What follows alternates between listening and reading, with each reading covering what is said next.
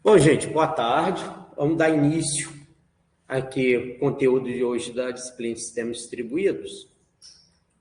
Lembra que na aula passada eu já dei um toque para vocês, né? A gente vai retornar, dar uma explicada nisso aqui, porque isso é bem bacana, né? Essa é a ideia do algoritmo do somatório, né? Apesar que volto a dizer, estou usando o somatório porque é uma coisa simples para facilitar o entendimento.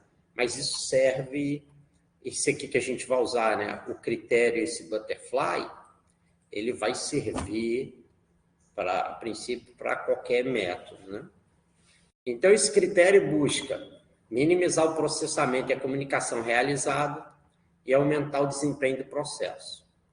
Então, para facilitar, tá, gente? É que ajuda muito nos cálculos, no entendimento do algoritmo, a gente, a princípio, supor potência de 2, tá? Mais uma vez eu falo isso por quê? Porque como ele tem a questão aqui do... ele vai sempre dividindo por 2, né? Então ele vai pegar na metade. Então, como obviamente potência de 2 sempre tem metade, né? Então vai ficar tranquilo de resolver.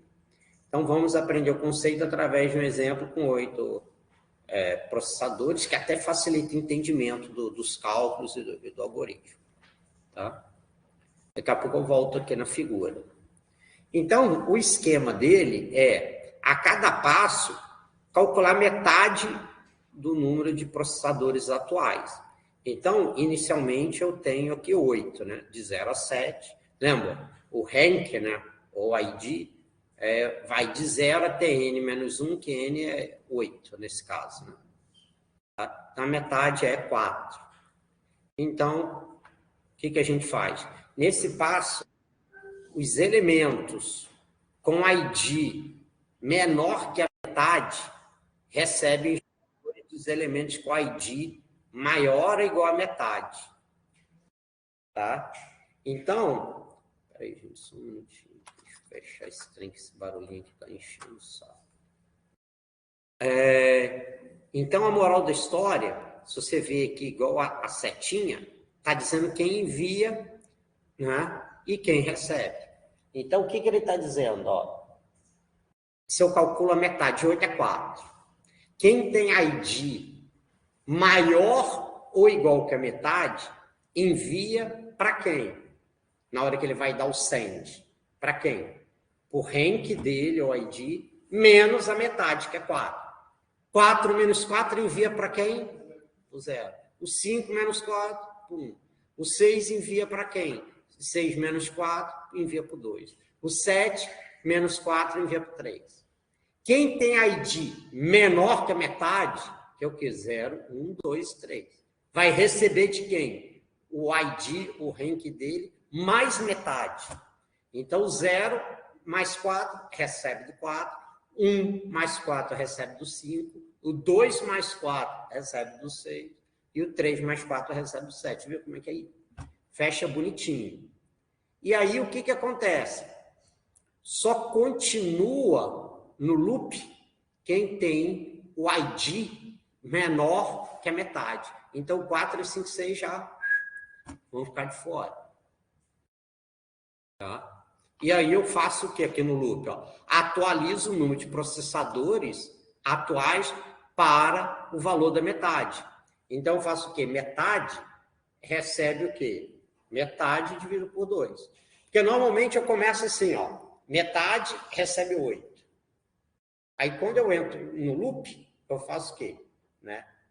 Metade, né, que eu calculo, né, metade recebe metade dividido por 2, porque aí eu fico sempre no loop e aí já vai atualizando automático para mim. Tá? Aí a metade agora é 4. É 2. Né? Isso só, agora eu calculo a metade da metade, né? Agora é 2. Aí o que ele faz? Ó? Quem tem ID maior ou igual que a metade, que no caso é o quê? 2, 3. Vai enviar para quem? Para o ID dele menos metade. 2 menos 2 envia para o 0. 3 menos 2 envia para o 1. E o 0, quem tem ID menor que a metade, recebe quem? do ID dele, mais metade. Então, o 0 vai receber quem? Do 2 e o 1 do 3. 1 mais 2, 3. Aí, eu vou ficar nesse loop enquanto a metade for maior que 1. Por quê? Agora, metade era 2. 2 dividido por 2, 1. Tá? E aí, eu vou vir para cá. Ó. Então, a metade de 2 é 1. Aí, ó, 1 é maior que a metade, não é maior ou igual que a metade. Então, ele envia para quem? Para o ID dele menos metade. 1 menos 1 envia para quem? Para o 0. Quem tem o ID menor que a metade? 0. Recebe de quem? Do ID dele mais metade, que é 1. Se eu calculo a metade agora, dá meio. Meio não é menor ou igual que 1. Não é maior ou igual que 1. Aí eu paro. Por quê? Concorda? Que todos os valores... Aí, ó, o final chegou no 0. Concorda comigo? Qual é a vantagem disso aqui? Né? A vantagem disso. Né? Que se... lembra que eu igual falei? Ó, se antes eu tenho aqui ó, o 0, né? Eu ia fazer o quê? O 1, o 2, 3, 4, todo mundo, né? 5, o 6 e o 7. Lembra naquele outro caso? Que o mestre passava para os escravos, e lembra no final fazia um for, e fazia o quê? Todo mundo enviava de volta para o mestre. Concorda o resultado? Todo mundo enviava. Qual é o problema daquele jeito que, a princípio, a gente fez? Qual era o problema? Imagina, primeiro problema, eu estou concentrando todas as mensagens num único destino. Todas num único destino. Então, qual é o grande problema? A não ser que você tenha até, a princípio, numa infraestrutura muito top, né? Tipo um InfiniBand, etc. Mas a gente sabe que num switch comum, se eu concentro todo mundo tendo o mesmo destino, aí dá colisão. Lembra? O switch convencional, ele não dá colisão quando os pares são diferentes. Tá? Lembra? Um hub normal sempre dá colisão. Sempre dá. Acabou. Conversa. Tá? Se um fala, todo mundo escuta. Tá? O switch, ele já tem um desempenho melhor, porque ele não dá colisão quando os pares são diferentes. Só que aqui a gente vê o quê? Todo mundo, os pares, todos eles têm um mesmo ponto em comum. Primeiro problema aí.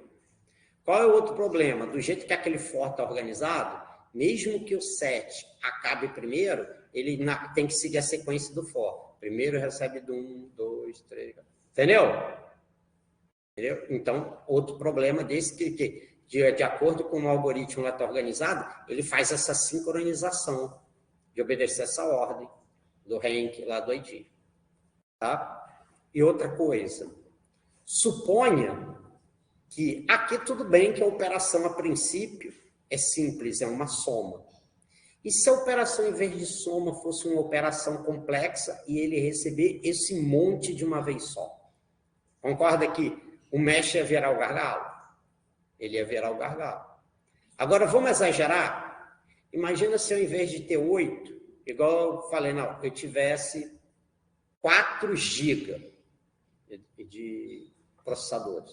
Eu ia receber 4 GB mensagens, né, de uma vez só, e teria que executar 4 GB menos 1. Igual o colega falou, o professor não era N menos 1, mas se a gente lembra de complexidade lá em PA, quando o N é muito grande, né, limite, né, de x, quando x tende a mais infinito, de N menos 1.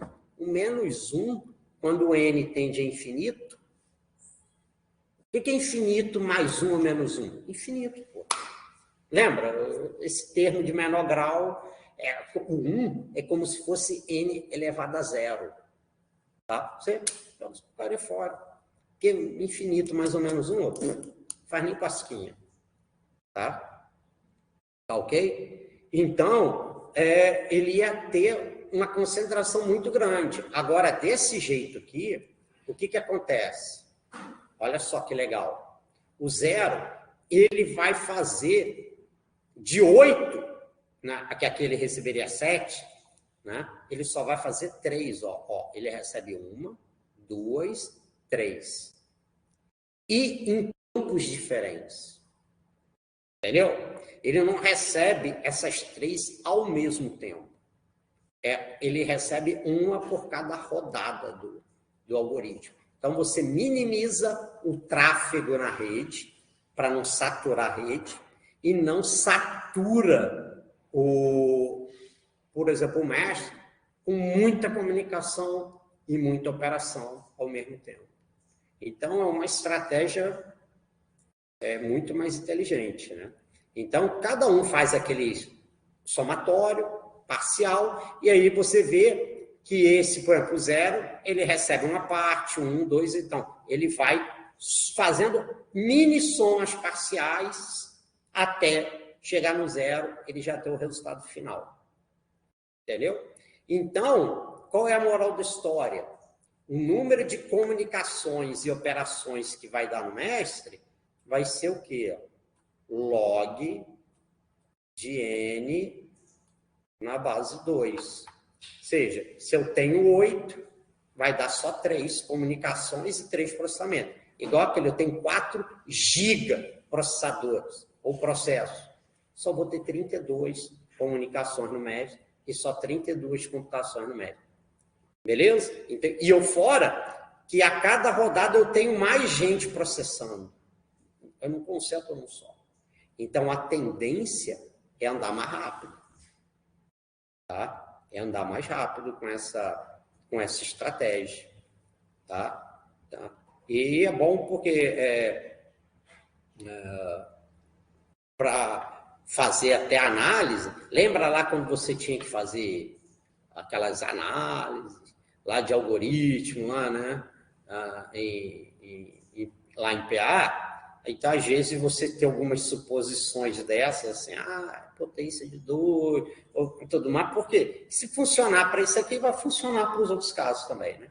Mas para facilitar o cálculo, você vai entender como é que a coisa funciona, tá?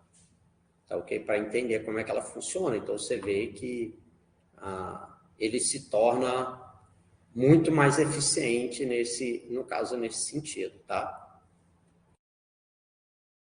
Então, tá vendo? O número de mensagens e de processamento do mestre é log de n na base 2, onde n é o número de elementos processadores. Então, como falei, né, para esse exemplo, onde n igual a 8, a gente tem que o número de mensagens é 3. E aí o código, ó, eu botei aqui, deixa eu aumentar o tamanho da fonte. Então, olha só como é que foi feita aqui a brincadeira.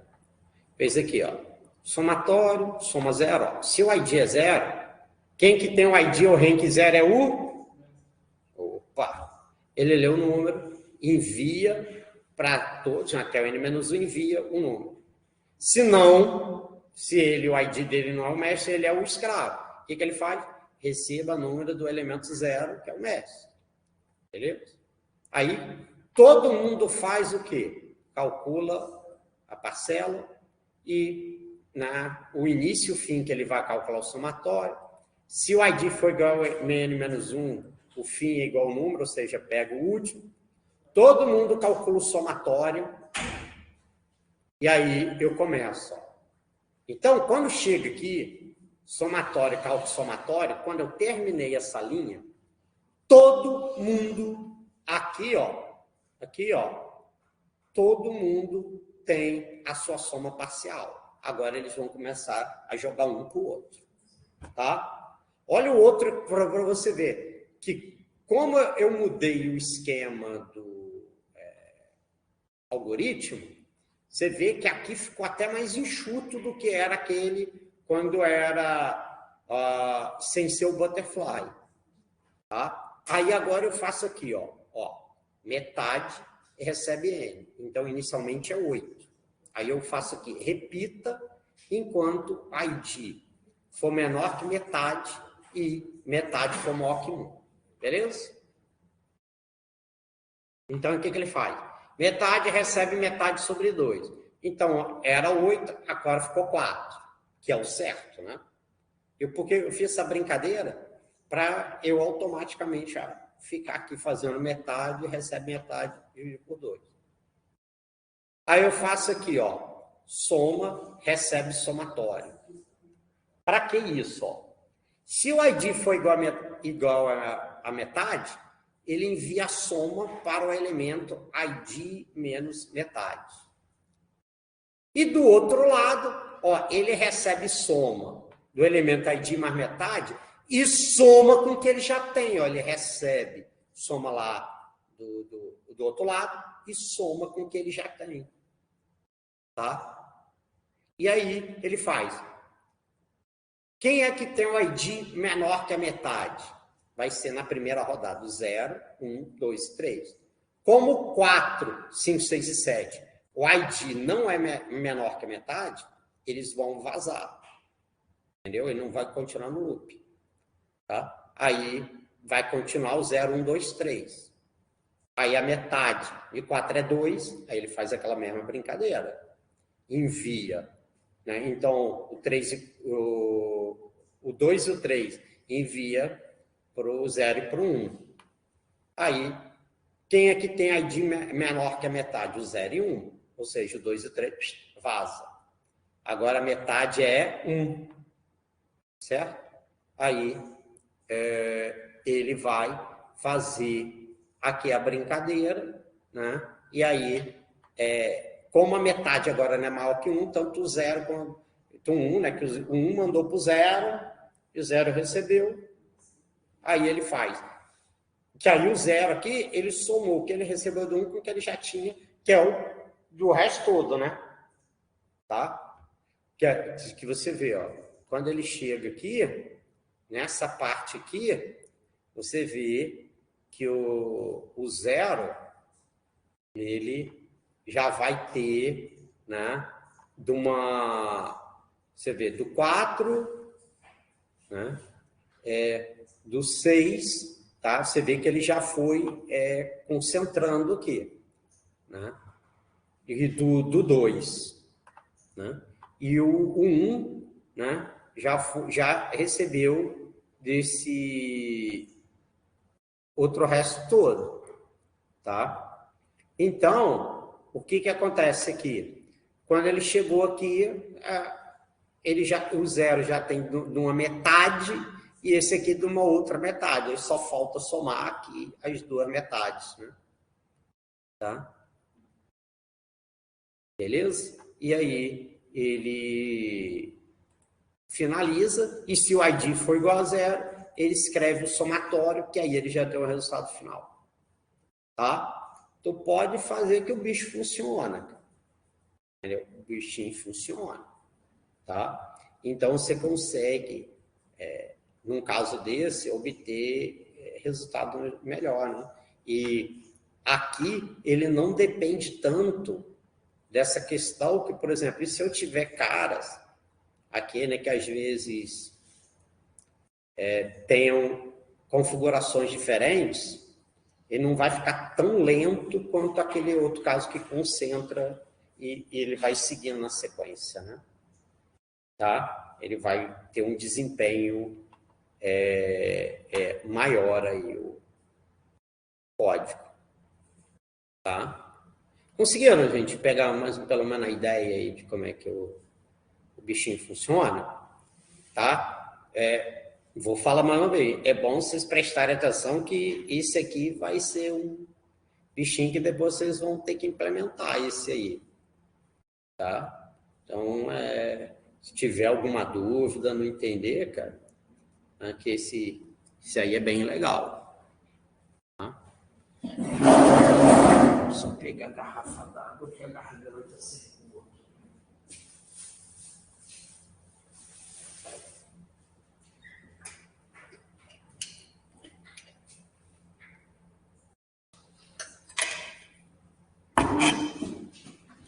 Então aí tá, foi tranquilo aí, né? Então, deixa eu diminuir aqui, senão não pega. Agora, vamos dar uma olhada nesse outro carinha aqui, que é o balanceamento de carga. Tá? O balanceamento de carga. Então, olha só o que acontece.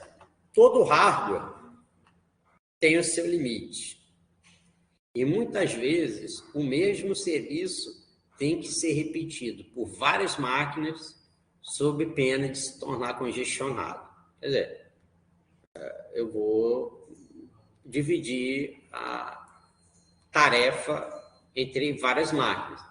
Um exemplo é, você tem um servidor, tá? Web, por exemplo. Dependendo de quantos clientes forem acessar, ele não vai suportar. Então, o ideal é o quê? É você conseguir ter mais do que um servidor, tá? Por exemplo, e balancear essa carga entre eles. Tá? Então, essas soluções podem se especializar em pequenos grupos sobre os quais se faz um balanceamento de carga. Por exemplo, utilização de CPU, de armazenamento ou de rede. Qualquer uma delas introduz o conceito de clustering ou server farm, já que o balanceamento será provavelmente feito para vários computadores. Vou dar um exemplo para vocês. Uma vez eu fiz um trabalho aí com um aluno, que era o seguinte, essa máquina virtual, né? Aí o que a gente fez?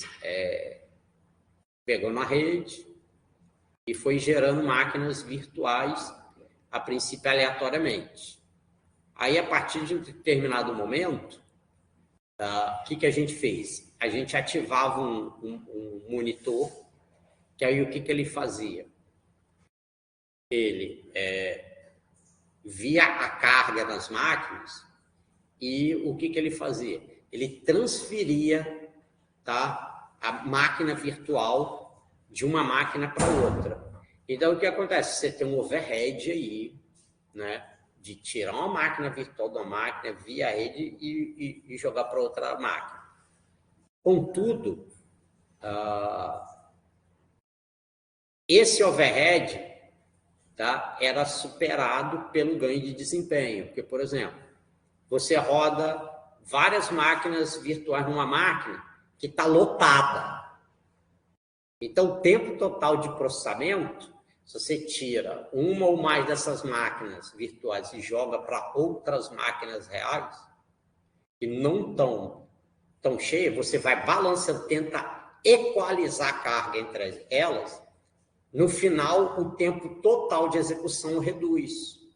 Mesmo você tendo esse overhead de transferir. Por quê? Como é que você mede o tempo total num sistema distribuído desse? É o tempo que o primeiro começa e o último termina. Tá? Quer ver?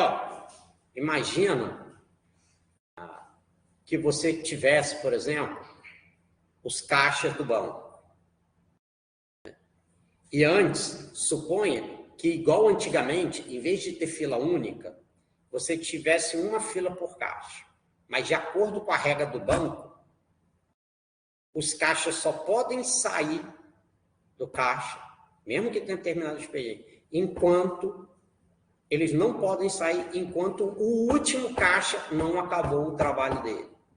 Concorda que se tem um caixa que é mais lento e ele tem muita gente na fila. Se você fosse cá, estivesse parado, o que você ia fazer? Bro, manda alguém para cá, pô. Senão eu vou ficar muito mais tempo esperando até o lerdo lá acabar a fila dele. Lógico isso, não tem? É ou não é? Entendeu? Então, a gente faz isso. Então, a gente pega e transfere. Cara, então, é basicamente isso aqui que a gente vai fazer. Por quê? Que na prática, uma coisa até que eu vou explicar aqui, igual os caixas no banco, tá? São heterogêneos, ou seja, ninguém tem a mesma velocidade, tá? E ou podem estar submetidos a cargas diferentes. Como assim, professor? Cada um pode ter 5 pessoas, mas cada um chega... Pô, imagina, se nessa fila aqui tem 5, aqui tem 5. Pô, mas esse aqui chega com um malote lotado e esses aqui, cada um só tem um documento. É óbvio que esse aqui mesmo tem uns 5, vai acabar mais rápido. Esse aqui que tem um malote cheio. Entendeu?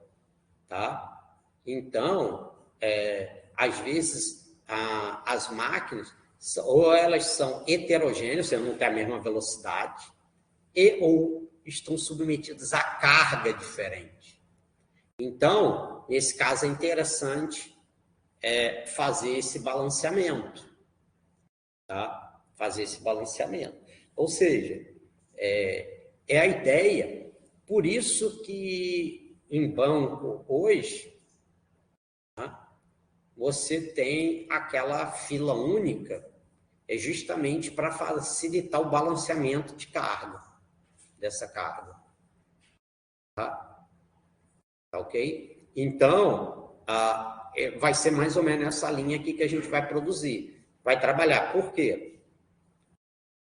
Você vai ver que o nosso algoritmo vai funcionar exatamente dessa forma, né? Imagina, eu tenho 100 pessoas para atender, tá? Então, o que eu vou fazendo? Eu tenho 4 caixas. Pego os 4 primeiros da fila e mando.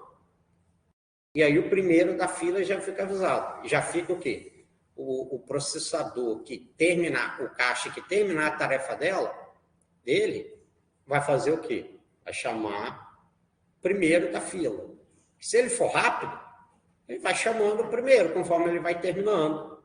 Entendeu? Toda vez que um termina, ele chama o primeiro da fila. Entendeu? Que a ideia é o quê? Você esgotar aquela fila de tarefas o mais rápido possível. Que aí acabou. Quanto mais rápido esgotar aquela fila, mais rápido acaba a tarefa. Beleza? Então, a ideia desse algoritmo aqui é nessa linha. E aí, qual é a moral da história? Nesse caso, o mestre, ele não processa, porque ele que é o cara que vai fazer o quê? Ele vai gerenciar a fila e vai mandar o primeiro elemento da fila para o elemento, processador, para o caixa, né? Que terminou a tarefa. Tá? Por quê? O cara que terminou a tarefa devolve o resultado final da tarefa para o mestre, aí ele já sabe que esse cara acabou aquela tarefa parcial. Então, ele sabe se ele acabou, porque ele está livre. Então, pega o primeiro da fila e envia para esse cara. E volta a ficar lá parado esperando. Se um outro acabou a tarefa e mandou o resultado parcial para mim, se ele mandou, eu sei que ele acabou. Então, o que eu vou fazer? Pego o primeiro da fila agora e mando para ele. Entendeu? E ele vai ficar fazendo isso. O mestre é isso. Ele vai acumulando os resultados parciais e vai gerenciando a fila. Tá? É isso que vai fazer. Tá? Então, no nosso caso, estamos interessados principalmente no balanceamento de carga entre CPU. Porque, igual eu falei, a gente está preocupado em um alto desempenho, né? Pois esse tipo de balanceamento é efetuado pelo sistema de processamento distribuído, que consiste basicamente em dividir a carga total de processamento pelos vários elementos processadores no sistema. Só que a gente não divide igualmente. Igual aquele lá, somatório de 1000. Eu não vou, se eu tenho 4 tem um mestre, tem 3, eu não vou dividir 333, 333 e 334. Eu não vou dividir igualmente a princípio a tarefa. Eu vou quebrar ela em pedaços bem menores. Porque lembra que eu falei? Mesmo que eu dividisse igualmente, eles podem ser heterogêneos. A mesma agora. Eu tenho um I5, tenho um I7, um I5 e um pêndio. Do Alcoa, que a gente... É óbvio que o princípio que o I7 vai acabar primeiro. Aí ele vai ficar lá parado, comendo o ciclo de CPU à toa, esperando os outros terminar. Entendeu? Então, você não divide, num caso desse, que você já sabe que eles podem ser heterogêneos, tá com cargas diferentes, entendeu? Suponha que aquele processador ele não está exclusivo só para aquela tarefa, ele pode estar fazendo outras coisas lá também. Tá? Então, eu não divido igualmente. Eu divido... Muito mais gente diz que faz uma granularidade menor. O que é granularidade menor? Eu dividi a tarefa em pedaços menores. Quando eu tenho um grão grosso, quer dizer o quê? O mais grosso é o quê? Eu dividi igualmente. Né? Dou o mesmo pedaço para todo mundo. Tá? Aí eu tenho, a princípio, é o grão mais grosso, né? E mais fino é quando eu divido bem mais, tá? Então, ele consiste basicamente em dividir a carga total pelos vários elementos processadores do sistema, de modo a diminuir o tempo médio total de execução com o objetivo de aumento de desempenho.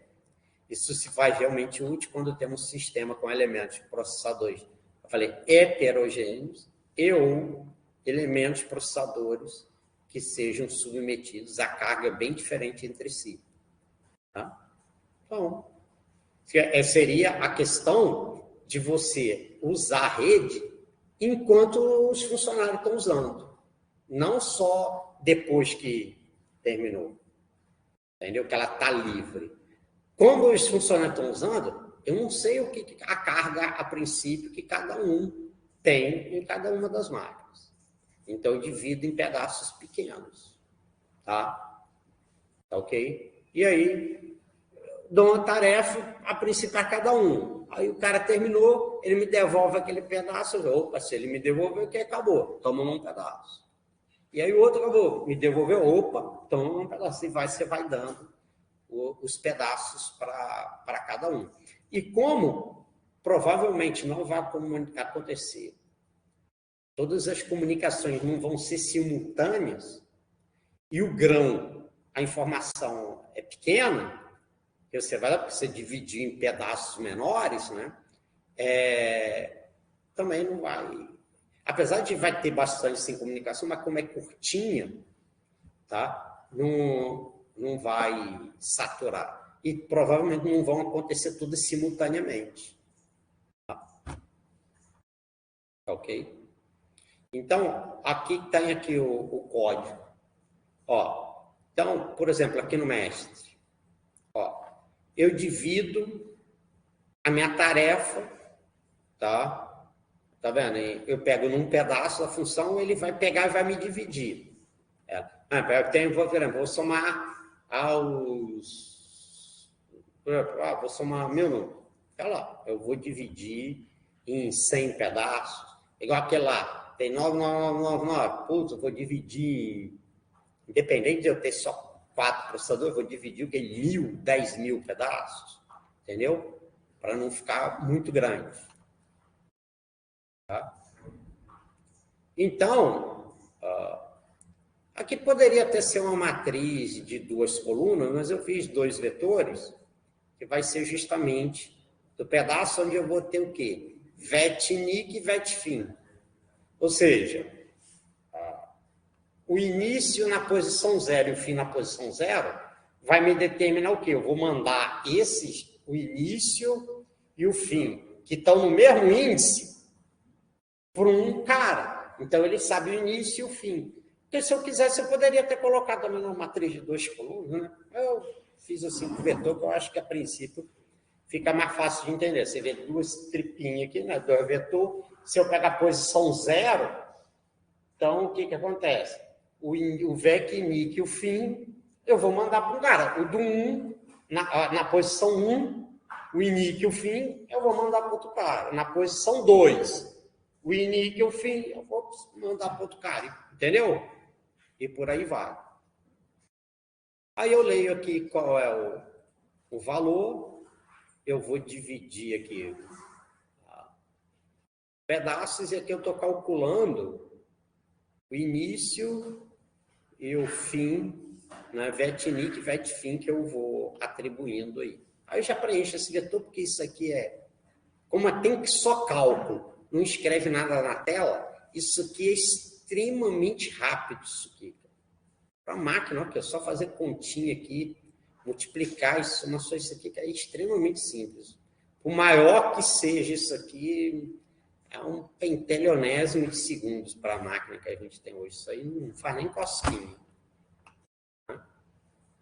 É extremamente rápido. Aí, o que ele faz? Ó, no início, tá vendo? Esse foi aqui, me indica que é o primeiro da fila.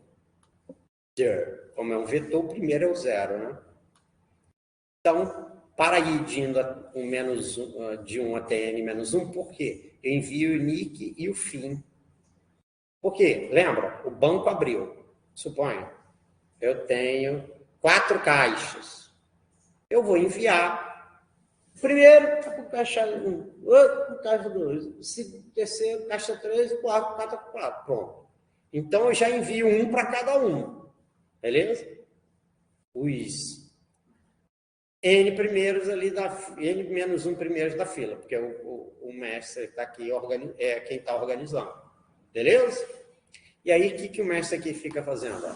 Enquanto for menor que pedaço ou menos 1, ou seja, chegou no último, né? Ele recebe a soma ESC de algum processador. Não importa qual. Tá? Que aí, ele... quer ver? Ó, rapidinho aqui. Aí. Só mostrar uma parada aqui para vocês, rapidinho.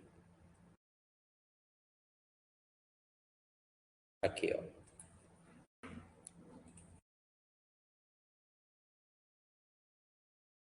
Aqui, ó. Espera aí, só fazer uma coisa aqui. Peraí. E para poder gravar a tela, eu tenho que botar aqui a tela inteira.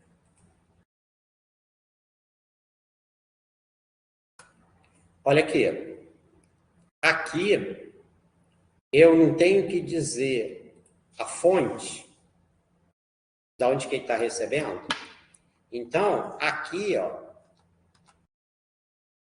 eu estou dizendo de algum processador, eu não estou dizendo de qual. Então, ele tem uma tag, ele tem uma constante que fala assim, MPI N-source, que isso indica para ele o quê?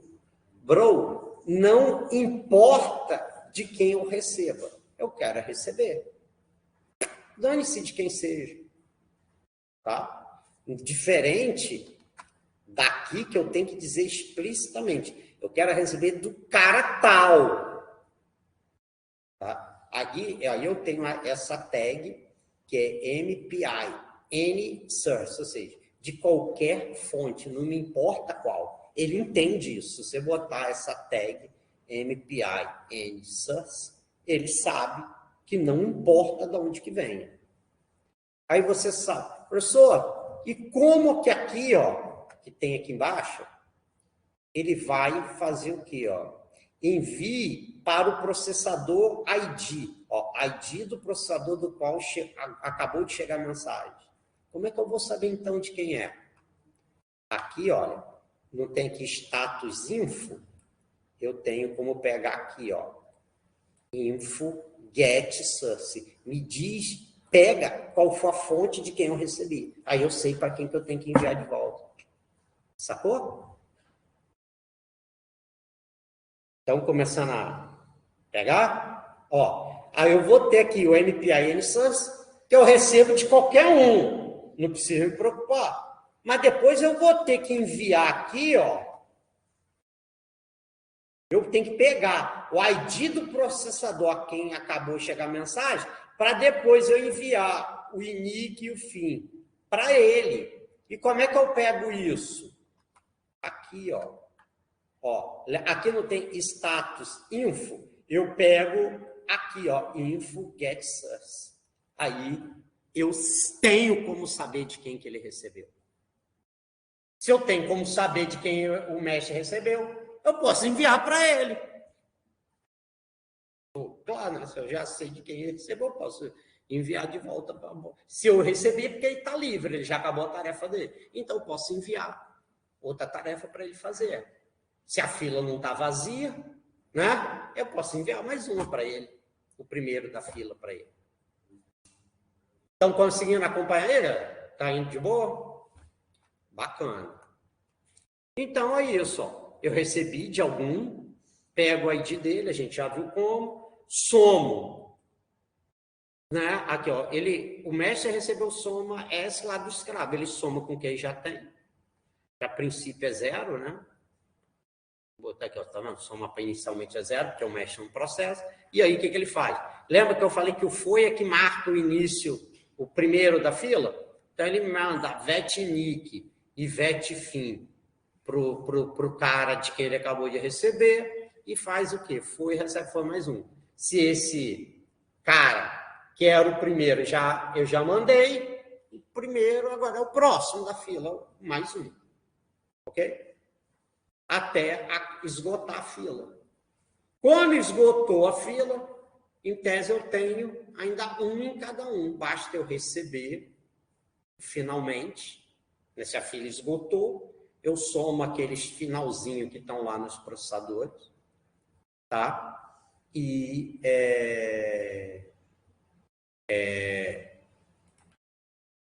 pego aqui o resultado final, porque ele vai acumulando aqui o finalmente e faz o soma par, que é o final. Né? Por quê? No caso lá do lado do escravo é bem simples, ó. Ele só fica aqui executando, ó. Receba o inic e o fim, calcula a soma naquele inic e fim e envia. Né? Aqui você só faz um loopzinho, né, para terminar. Tá? Aí aqui você pode fazer como assim, ó. Depois que o escravo enviou, você pode fazer aqui dentro do loop, e quando ele, para indicar que o escravo tem que terminar, tu envia assim, tipo um valor assim, -1, por exemplo. Quando ele vê que o primeiro valor que ele recebeu é -1, porra, esse valor não é incondizente para o cara. Então ele sabe que tem que parar, tu já dá um return ali e faz ele terminar. Tá? É bem tranquilo, sim. Tá? Então esse outro aqui vai ser outro bichinho que depois vocês vão implementar esse carinha aí. Gente, dar dois uma, cara. Ou tá fácil demais, o pessoal, não, rapaz, tô entendendo tudo. Ou tá difícil demais, porque tá todo mundo com a cara assim, ninguém fala nada.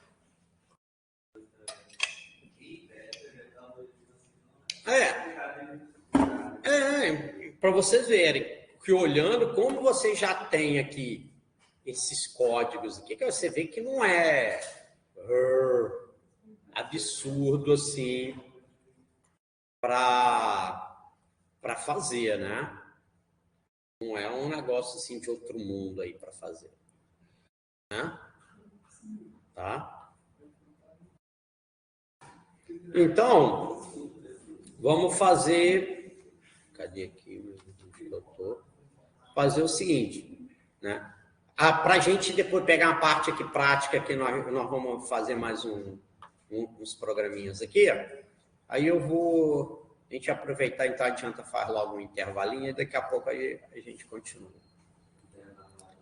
Não é para... Bacana, ó. Então, Nesse conteúdo aqui agora, tá? Tá gravando.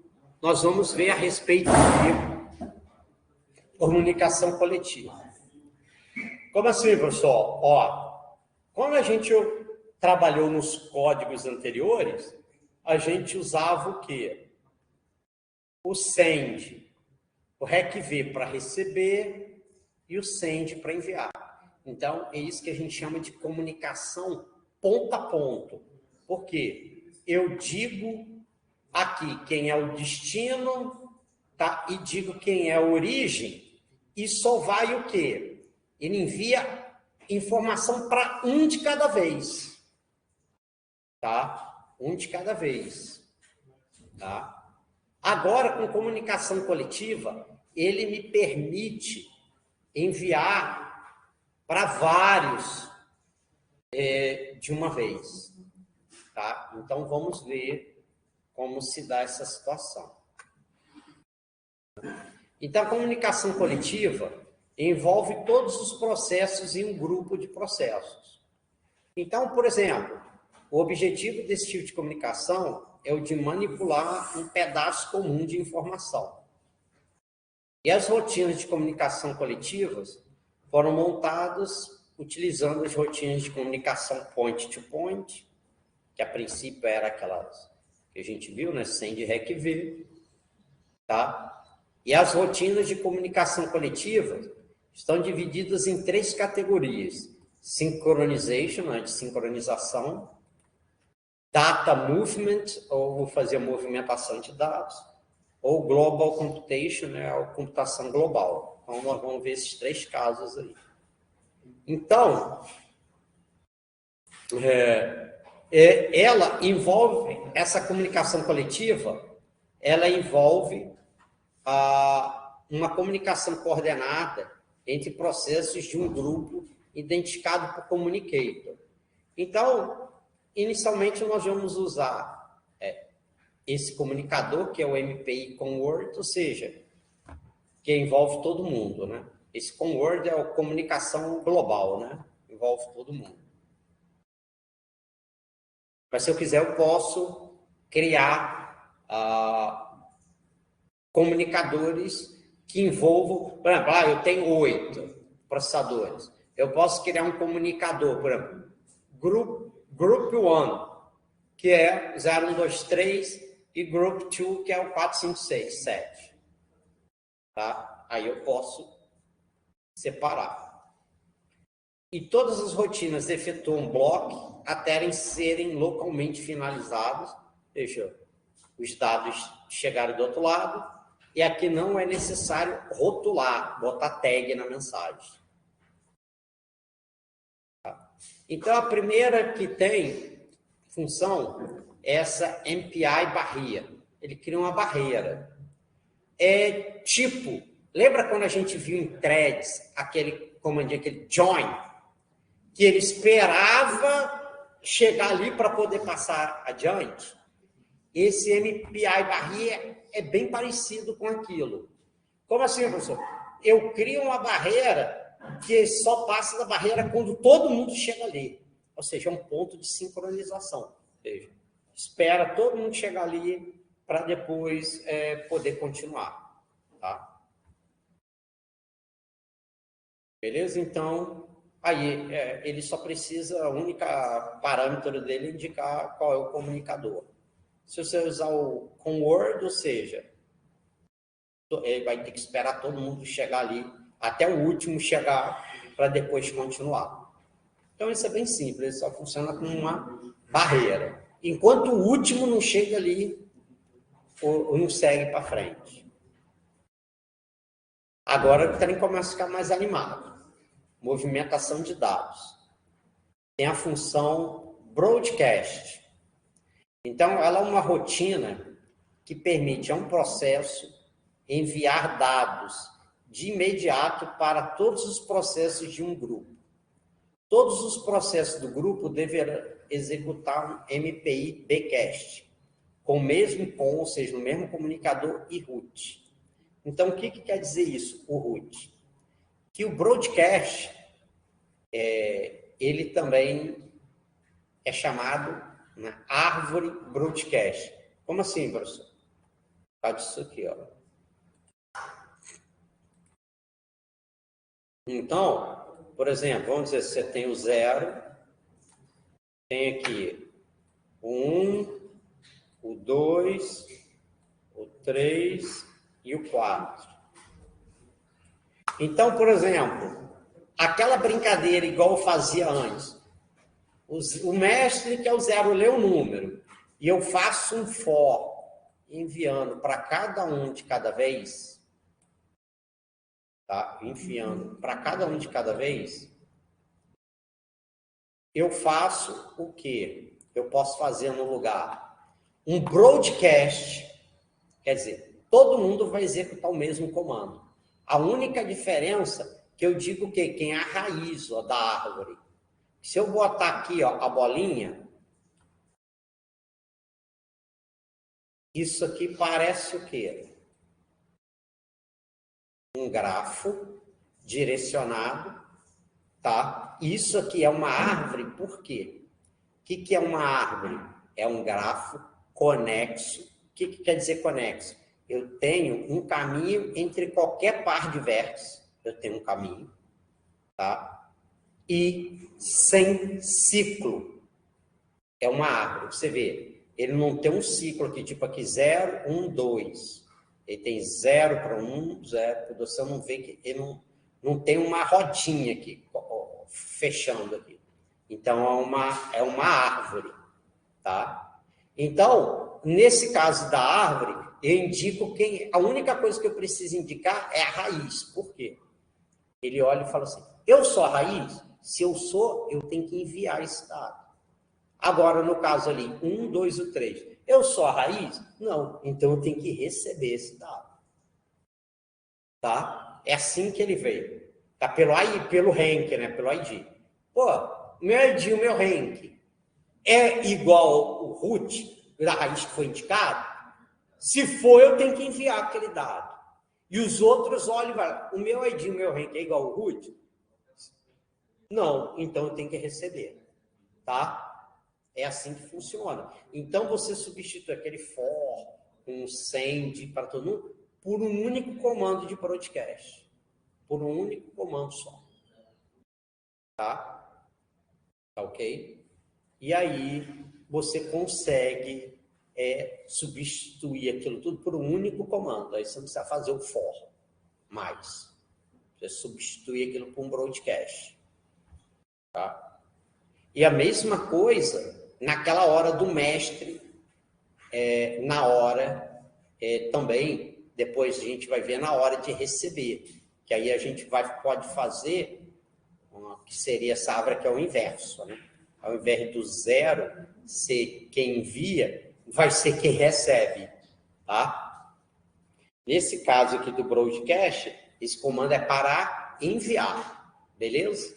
Ele envia os dados para todo mundo. Tá?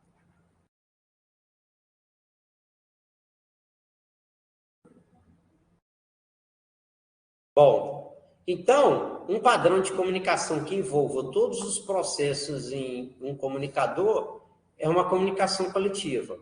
Como consequência, uma comunicação coletiva envolve mais do que 2 processos. Se tivesse só 2, era ponto a ponto, né? Um broadcast é uma comunicação coletiva na qual um processo envia um mesmo dado para todos os outros processos. Tá? E aí você deve executar esse comando broadcast, tanto em quem está enviando quem está recebendo. Por quê? Porque um broadcast ele não pode ser recebido com tipo MPI RECV. Tá? O broadcast, ele baseia, se ele vai enviar ou receber, só baseado no root. Tá? Igual eu expliquei. Aí, olha aqui como é que funciona. Suponha que eu tenho 4 carinhas e o dado está no processador 0. Se eu dou o broadcast, a partir do comando, todo mundo tem aquele mesmo dado. Então, seria a mesma coisa daquela hora que tem que, no somatório, que o mestre leu no 1, né, processador 0, e ele tem que passar aquilo para todo mundo. Você vê que eu posso usar o broadcast, que é o 0 tem um número, que é o A. Quando ele fala o broadcast, todo mundo tem. Tá? Então, isso aqui. Agora tem a função gather e scatter. Tá? Se você for traduzir para português, gather é reunir, scatter é espalhar. Tá? Como assim, pessoal? Ó, o processador 0, que é o primeiro aqui, ele tem um vetor com 4 valores. Tá? Então, quando eu faço scatter, ele divide por exemplo, esses 4 valores, ou seja, esse vetor, por exemplo, igualmente pelos 4 elementos. Tá vendo? Aí fica A0, A1, A2, A3. Ele espalha. Por exemplo, se isso aqui for um vetor, uma matriz, tanto faz, ele quebra ela igualmente entre os elementos. Tá? E gather é o caminho contrário. Ele reúne. Entendeu? Então, se eu dividir o vetor... Lembra aquele que a gente fez na aula passada de passava o vetor e tudo mais? Lembra? E aí ele pegava e só procurava naquela posiçãozinha. Eu posso usar com scatter, que aí ele passa o pedaço certinho do vetor. Então, como ele passa o pedaço certinho, você não precisa calcular início e fim, basta procurar só naquele pedaço mesmo. Tá? Que ele já passa certinho. Tá? E o gather era o quê? Que caso eu fizesse alguma operação nesses pedaços e tivesse que voltar a ter o vetor alterado, aí eu uso o gather, que ele já coleta aquelas partes e junta certinho em cada um. Então, isso aí, por exemplo, é interessante em que tipo de coisa? Imagina que eu tenha que fazer um processamento, sei lá, de imagem. E é um processamento pesado. Então, o que eu faço?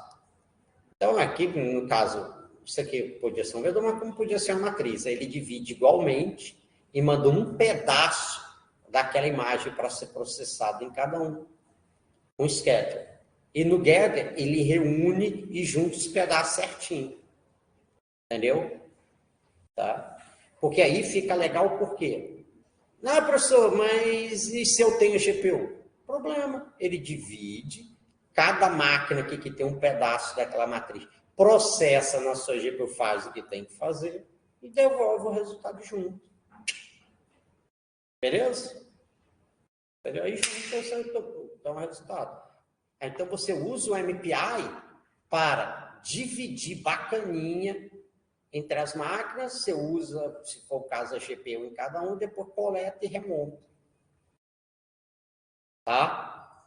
Tá legal? Porque dependendo como se suponho que seja um trem bruto, dependendo, não cabe na memória. Entendeu? Aí, para poder fazer isso aí. Tá? E aí, na função scatter, tá? Você tem que dizer, né?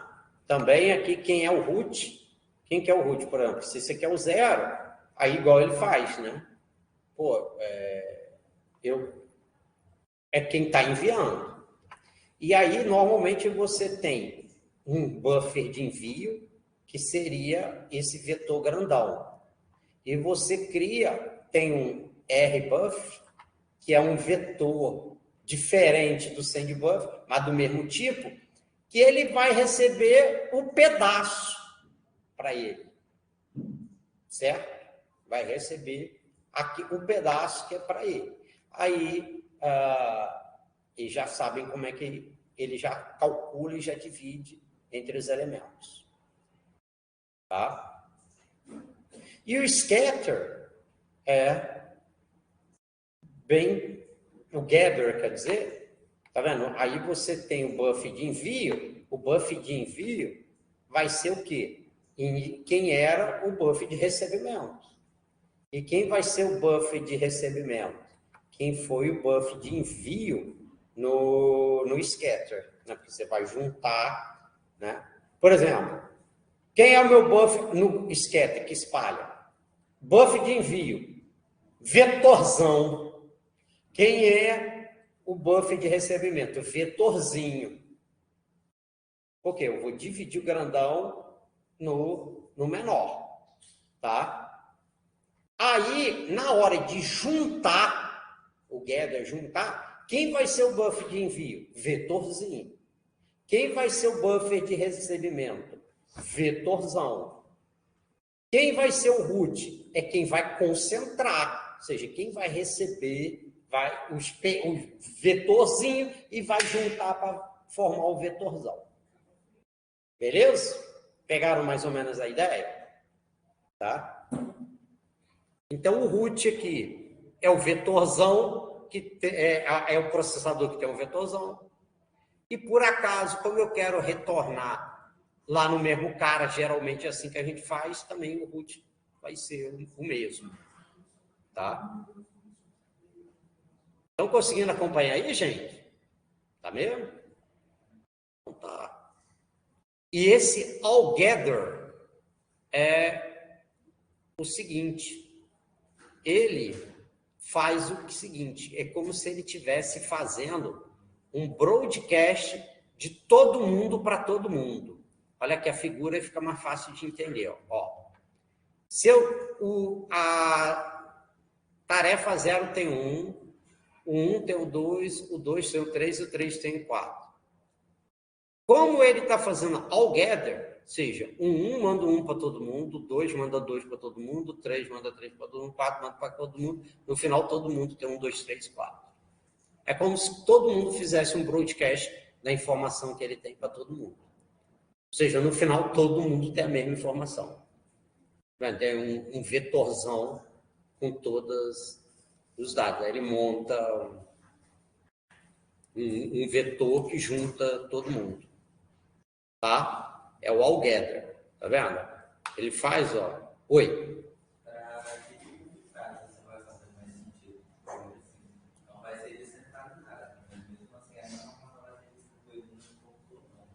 Isso.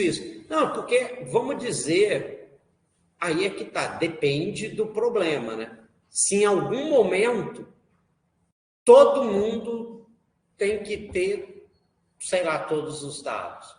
Ele já te dá uma função que permite você fazer isso.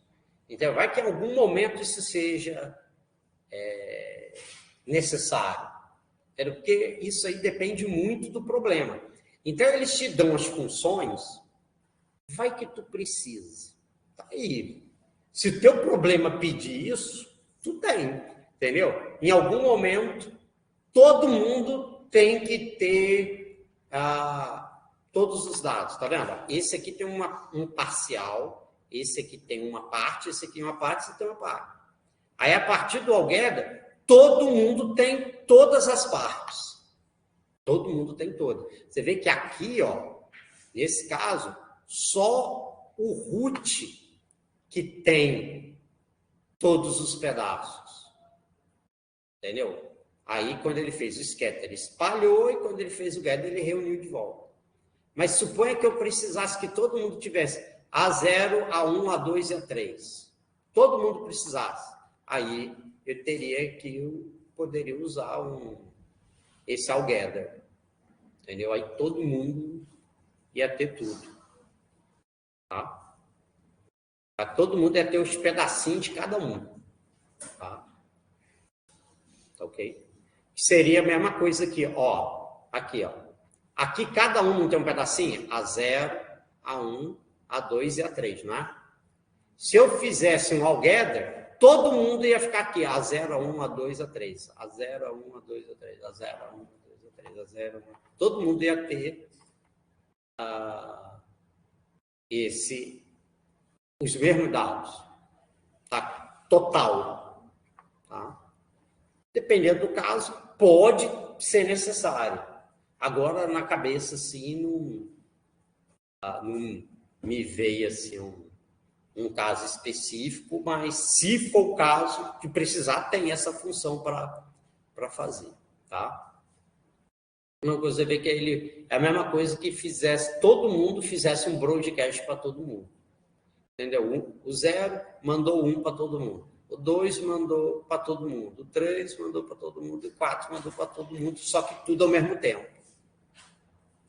Tá? Ao mesmo tempo. Agora que vem a que eu acho mais legal. Tá vendo? Rotina de computação global. Tá? Então, uma das ações mais úteis em operações coletivas são as operações globais de redução ou combinação de operações. Então, ele pega o resultado parcial de todo mundo e faz uma operação sobre eles. Então, a função chama reduce, de redução. Tá? Então, normalmente, aqui eu botei só alguma, mas tem várias outras. Então, por exemplo, imagina, eu tenho, por exemplo, um vetor grandão. Cada processo procura num pedaço e acha o maior do pedaço dele. Mas só que no final, eu quero ter o maior de todos. Então, eu uso a função MPI max. O que ele vai me fazer? Desses maiores parciais, ele vai pegar o maior de todos, automaticamente para mim. E o min-dir, o mínimo. O sum, o somatório. Prod, o produtório. E aí a gente tem também operações AND, OR, SHOR. Ele tem um monte de operações também que pode fazer. Tá? E, dependendo do caso, você pode especificar até se você quer uma função específica. Por exemplo,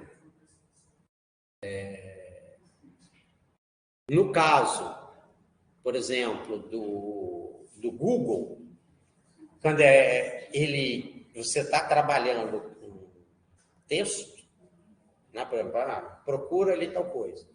Ele faz a operação de map, ele divide entre as máquinas, depois ele faz um reduce, onde você determina qual é o filtro que você quer.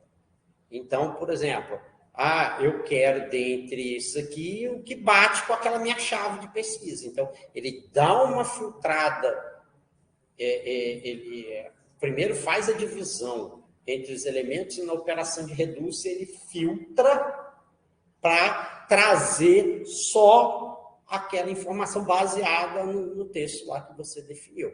Então, é óbvio, né, que o filtro aí é dinâmico, né, porque depende do que tu colocou lá. Entendeu? Por quê que ele faz desse jeito? Porque a gente já sabe que as informações do Google não estão numa única máquina. Não tá. Pô, imagina aí. Toda a informação que existe não está numa máquina só. Não existe uma máquina só. Primeiro, que dê para guardar aquilo tudo. E mesmo que desse, como é que ele ia buscar de forma eficiente nisso aí? Entendeu? Não vai rolar. Imagina, se ele fosse linear, fazer igual um select. É esse não, é esse não, é esse não, é esse não, é esse não. Ia procurando um por um. Meu Deus do céu, cara. Como é que as consultas no Google ia ser tão rápido igual acontece? Se fosse uma máquina só procurando. Não rola, cara. Não ia acontecer, tá? Então tem que ter... E outra coisa, né? O problema é diferente de um banco de dados convencional. Normalmente, quando a gente tem algumas pesquisas, que a gente sabe que acontece muito, aí você indexa por aquilo lá, né? Agora, um trem aberto. Qual é a chave mais usada? Como é que eu vou indexar? Como é que faz? Agora você tem documentos não estruturados de texto. Como é que tu indexa isso aí? É meio ruimzinho, né, de fazer, né? Entendeu? Então, que se não for um negócio desse, bicho, igual que ele tem essa busca paralela distribuída, bicho, não ia rolar. Entendeu? Ia ficar complicado demais para fazer. Né? Tá? Então, ele faz uma operação dessa de redução, porque aí ele faz uma operação baseado na função lá que foi especificada, né? Tá? Então, igual aqui, tem aqui 1, 2, 3, 4, se eu usei a função MPI-SUM, o que ele fez? Ele pegou os valores e somou. Aí eu tenho que indicar qual é o root, ou seja, onde que eu quero que concentre o valor, que nesse caso, como ele botou 1 aqui, por isso que ele concentrou no 1 aqui, não no 0. Tá? Então, a brincadeira é essa. Então, o que nós vamos fazer agora? Tá? Nós vamos começar a brincar com aquele código que a gente tinha feito e vamos começar a usar a operação coletiva. Aí que o trem fica animado. Tá? Então, vamos lá. Deixa eu só dar uma... Então, olha, uma coisa que eu botei aqui para vocês, tem aqui artigos sobre MPI for Python. Tá? Esse MPI4PY. Tá? E aí eu vou mostrar aqui, ó, olha só. Você vê que o trem é legal, que saiu até que esse jornal aqui, Journal, que é bem conceituado, né? Tá vendo? Journal of Parallel and Distributed Computing. Esse aqui. Então, tá aqui, ó, MPI for Python, que é exatamente o que a gente está usando. E o legal que ele dá até aqui, ó, o link, né? Vendo? Se quiser olhar, ele também tem aqui, ó,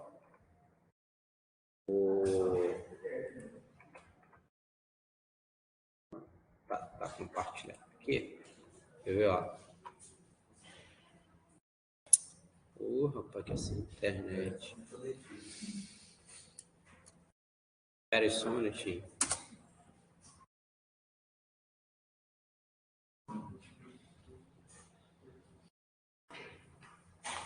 Oi? Espera aí.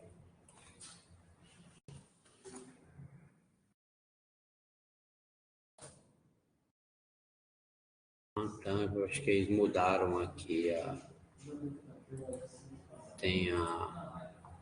Vendo, aí tem a documentation aqui, que dá para ver as funções. Tá vendo aqui, ó, por exemplo, ó, onde que nós estamos vendo agora aqui, ó, Collective Communication. É óbvio que não está muito bom aí no inglês, é só traduzir, tá vendo? Aqui onde que a gente está, ó, Collective Communication, tá vendo? Que aí você vê que tem aqueles comandos lá aqui, ó. É bom aumentar o tamanho, que deve estar ruim aí para vocês enxergarem, né? Aí, ó, Bcast, lembra? Broadcast, Scatter, Gather, Altogether, tá vendo? Tem aqui, ó, Reduce, tá vendo? E ainda tem outras aqui que... Aqui, ó, se eu for olhar lá aquela do Reduce, só para mostrar para vocês as operações.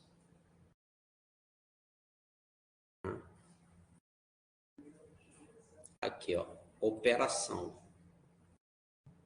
Deixa eu ver aqui se ele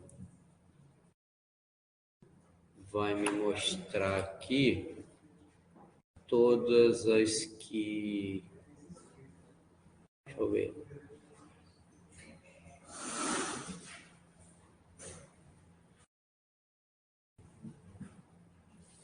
Deixa eu só ver aqui se eu...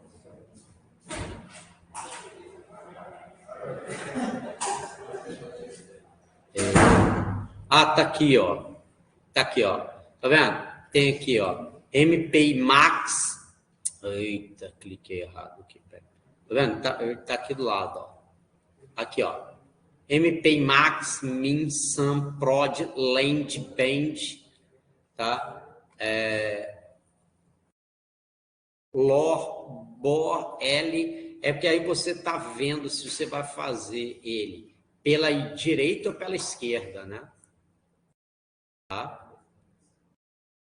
Porque dependendo se você faz daqui para cá ou daqui para lá, de trás para frente, de frente para trás, concorda para mim comigo que um E ou um OR ou um SHOR dá resultado diferente? Se você fizer da esquerda para a direita, pode dar um valor. Se você fizer da direita para a esquerda, pode dar outro valor. É ou não é? Tá? Então, por isso que ele tem pé pela esquerda ou pela direita. Tá vendo? Ele também te dá max, lock, min, lock, te dá qual é o local, por exemplo, se for num vetor que tem um valor máximo e mínimo. Cara, então tem um monte aí de funcionalidades que dá para usar. Quer ver? Deixa eu ver se eu acho aqui, ó.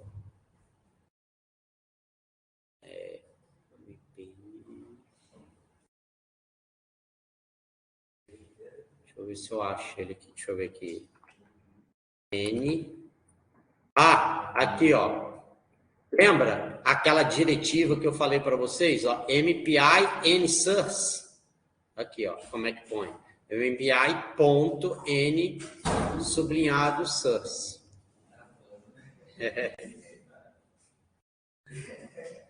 Tá vendo? Ó? Aí, aqui, ó, ele te dá, tá vendo? Essa aqui é a tag. Tá vendo aqui, ó? MPI NSURS. Essa tag aqui é a tag que você coloca que ele não importa de onde que vem. Tu põe lá source igual, aí tu põe isso aqui, ó, MPI. Por que eu não preciso botar MPI 4PY? Porque você já deu import nele, né? Ele já traz. Aí tu só usa aqui, MPI ponto N underline source. Aí lá no comando, na hora que você dá o REC-V para receber, tu põe source igual MPI N source, que aí ele de quem vier foi para conta, tá? Então você vê que é só você botar aqui no Google MP4, você vê aqui nesse documentation, né? Aí você vê que tem a documentação de tudo aqui, tá? Mano, se for um que você precisar também, que não importa de qual tag seja, tá aqui, ó, MPI, NTag, se a tag não fizer diferença e tal, entendeu? Aí tem. Você vê que ele tem muitas diretivas aqui que dá para trabalhar, tá? E aqui também é legal que ele comenta um pouco também sobre nesses artigos aqui, se vocês quiserem olhar, né? Sobre os comandos, tá vendo? Que ele tem send, rec aqui, tá vendo? Tem recv, send, por aí vai. Tá? Aqui é gerenciamento de processos dinâmicos, tá vendo? Então ele tem bastante coisa aí, tá vendo? Aqui lá, ó, barria, tá vendo? Operações coletivas que a gente tá vendo aí, barria, Bcache. E agora que eu reparei que tá pequenininho, desculpa. Peraí, deixa eu aumentar mais, que ainda tá pequeno.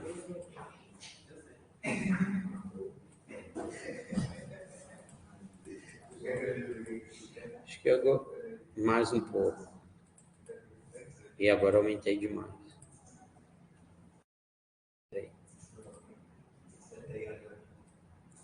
Mano, igual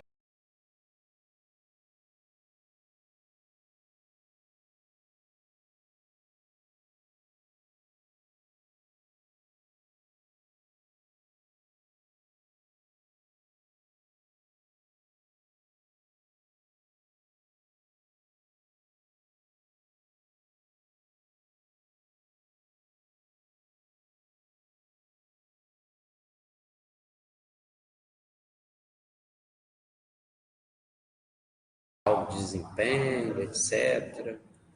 Tá? Então, dá para olhar aí como é que acontece. Então, você vê, tem 3 materiais aqui. Tá?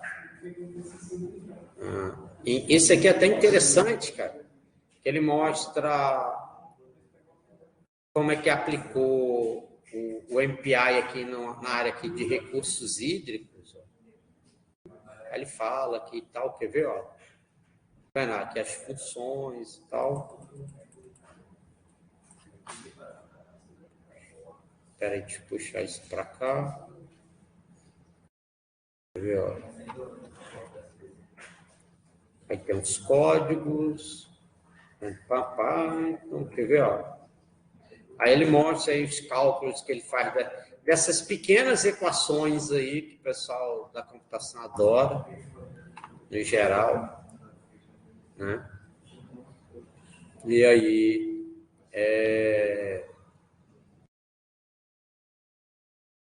vendo aí ele usou aqui um código de multifísica e deslocamento de partículas. Cadê aqui, ó? Cadê? Tá vendo? Que aí ele calcula aqui para ver o deslocamento de água e etc. Aqui, ó.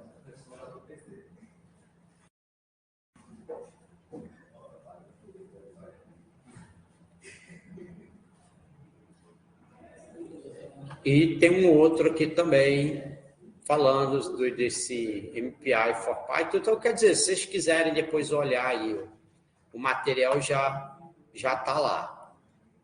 Bom, então, vamos olhar aqui o código. Tá? Então, o que eu fiz aqui? Eu peguei aquele código que a gente já tinha, somatório, e aí se você olhar aqui, ó, aqui seria o local, né, que faz aqui o broadcast. Tá vendo?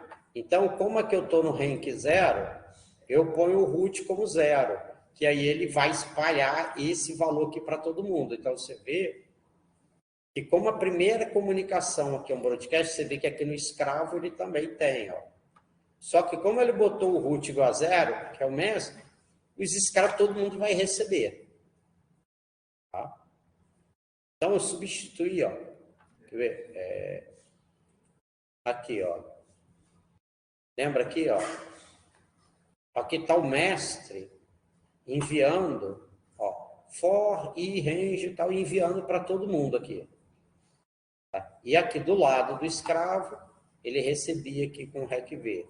Aí eu substituí pela operação coletiva, que está aqui o broadcast, no mestre aqui, no lugar daquele for aqui. Cadê? Para cima. Aqui.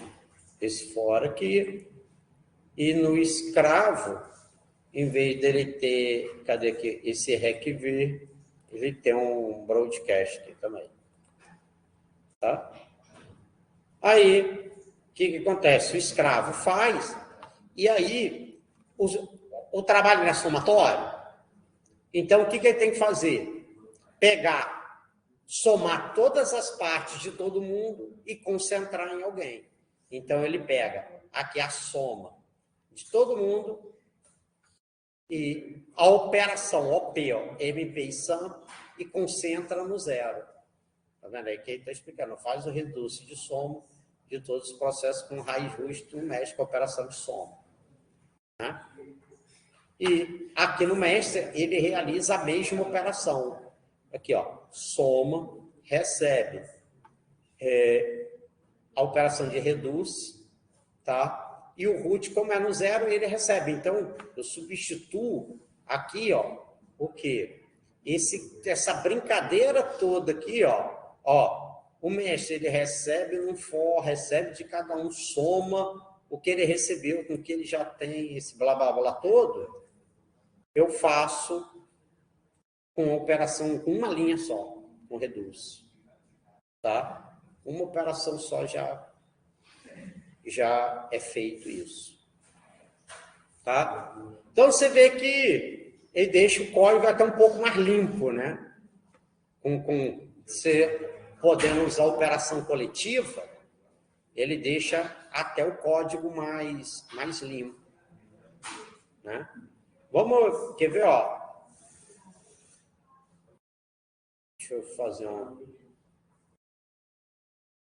Cadê aqui? Onde que eu tô? Quer ver, ó? Então, vamos lá, ó. MPI exec é menos NP. Bota aqui 10. Python teste 09, né? Teste 09.py.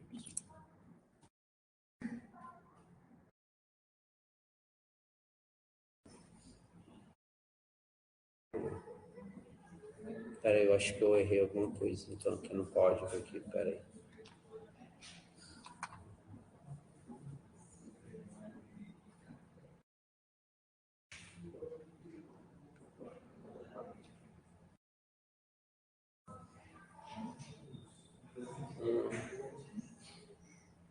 Oi, será que aquele está sem? Peraí, deixa eu...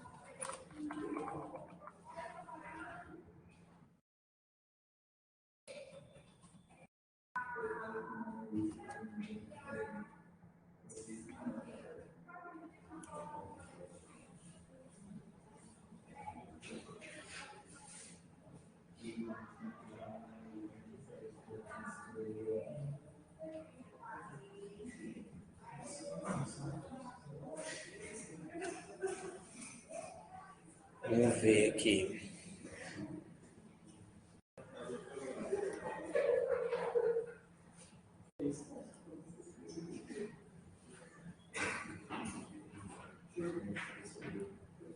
Deixa eu só ver aqui por que ele está dando isso.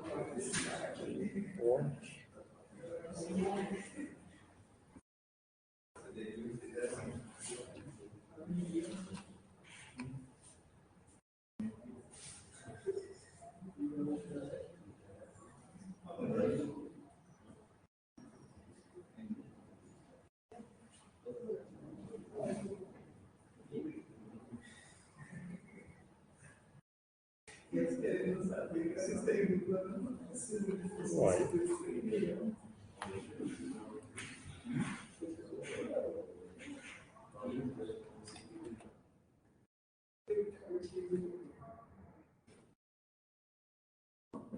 Peraí, então, deixa eu só ver.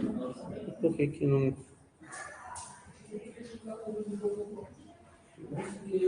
Peraí.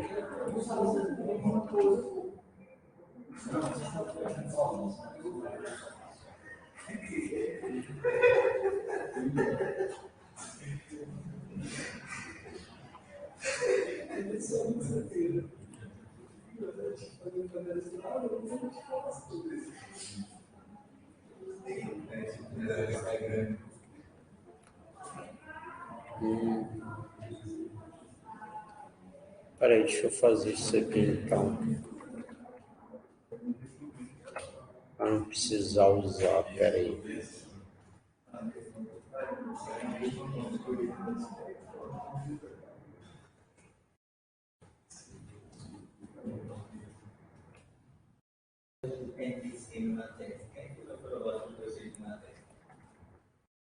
Prova. Tem como. Se você vai fazer no Word e gera o PDF? Não é, cara, mas Rapaz, tem coisas que depois você acostuma com latex, cara. Mas você quer ver uma coisa, cara? Essa questão lá de fazer a referência bibliográfica bonitinha, cara. Porra, a não ser que você tenha um outro software para te fazer aquela gerência para botar bonitinho lá, cara. E vai ser meio difícil você fazer o template teu no Word e ficar também igualzinho aquele lá e tal.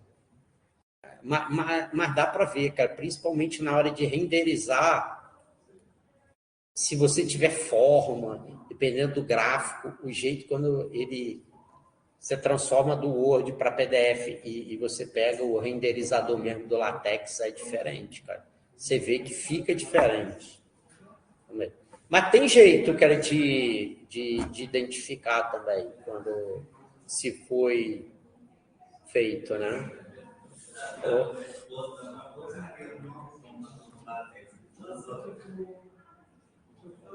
Não, cara, mas você pode fazer a figura num editor de imagem qualquer e tu só importa a figura, uai.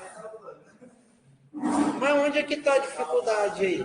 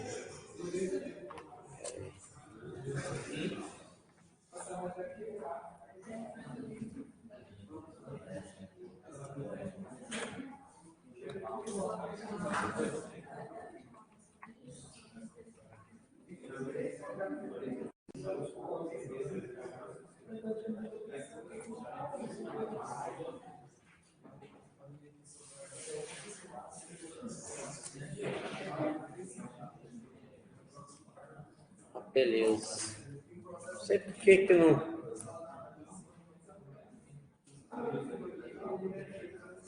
Quer ver, ó? Eu vou fazer um teste aqui. Vamos ver. Deixa eu ver se foi.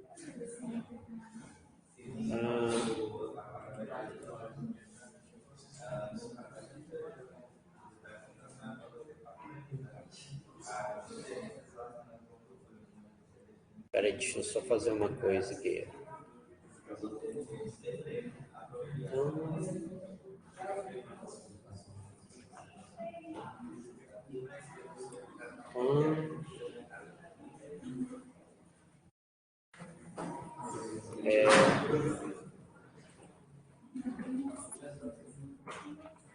Eu vou fazer um teste aqui, ó.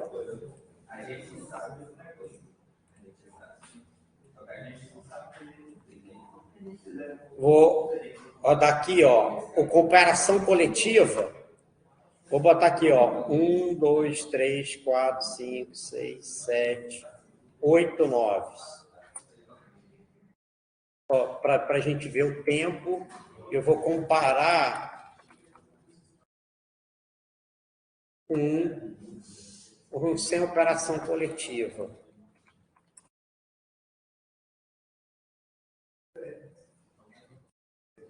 2, 3, 4, 5, 6, 7, 8.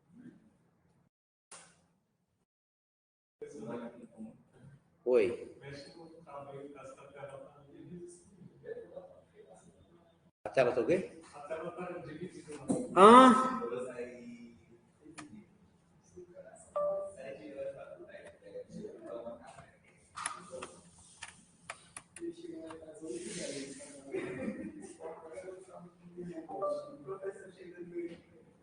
Ah, tá. Tá vendo? Deixa eu aumentar aqui um pouquinho. Eu botei 8, né? Deixa eu botar 9 aqui, vamos ver.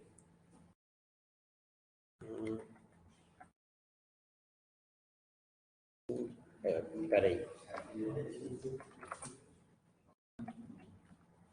Para andar mais rápido, deixa eu botar aqui 2. 1, 2, 3, 4, 5, 6, 7, 8, 9. Vamos ver se... Eu boto um 9 a mais, o trem já começa a ficar mais demorado. Tá. Então, vamos ver aqui, ó.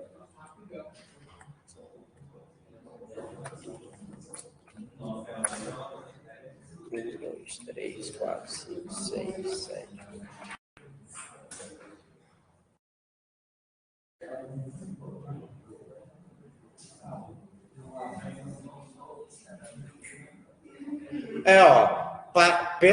Pelo teste que foi feito aqui, tá vendo? Ó, com operação coletiva, foi um tiquinho mais rápido, tá vendo? 6,32, 6,38.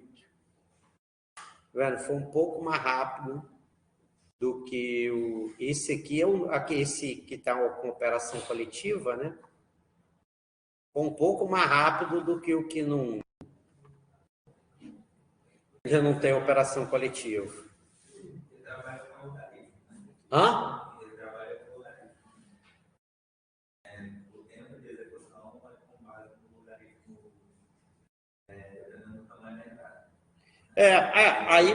Aí nesse caso aqui que esse aqui eu peguei aquele do somatório, né? Mas eu fiz com operação coletiva, né? Por isso que eu botei um número, quanto maior for, aí provavelmente maior deve ser a diferença. Quer ver? Vamos rodar aqui, ó. Agora eu vou botar com 10 noves, ó. 1, 2, 3, 4, 5, 6, 7, 8, 9, 10.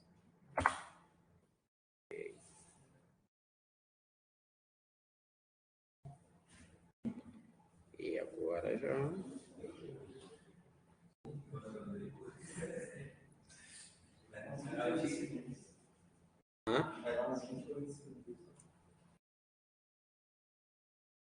Rapaz, eu tô achando que vai dar mais de 60 segundos aí agora. Achando, cara. Eu tô achando que vai demorar uns 60 e poucos segundos aí.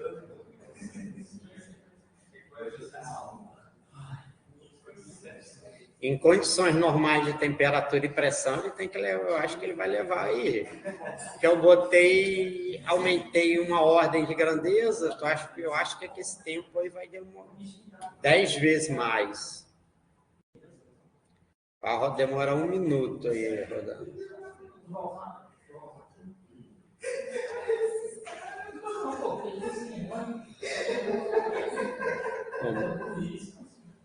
Vamos ver.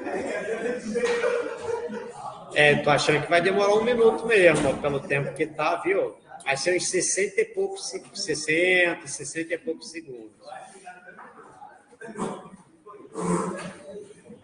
Não, eu acho que não vai.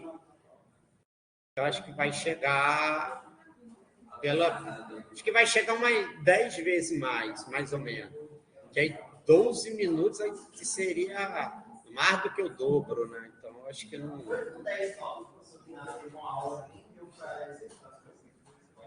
Foi naquele no sequencial que não deu. Aí a gente interrompeu.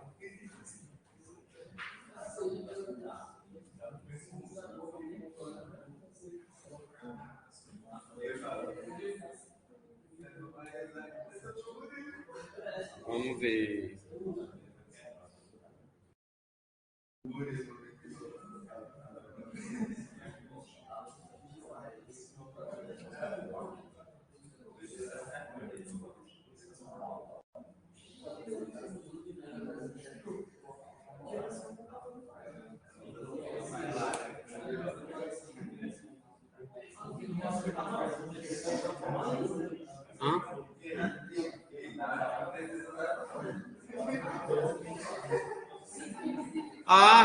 agora que... Aí, ó. Mas o problema todo foi que quando sai da tomada, ele diminui o clock. Aí bagunçou a minha medida aqui.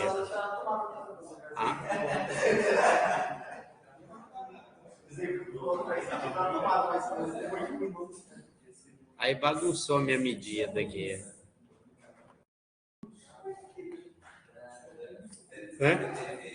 Mas pelo menos, gente, vocês viram que dá para realizar, né, fazer o uso da operação coletiva, né? Tá?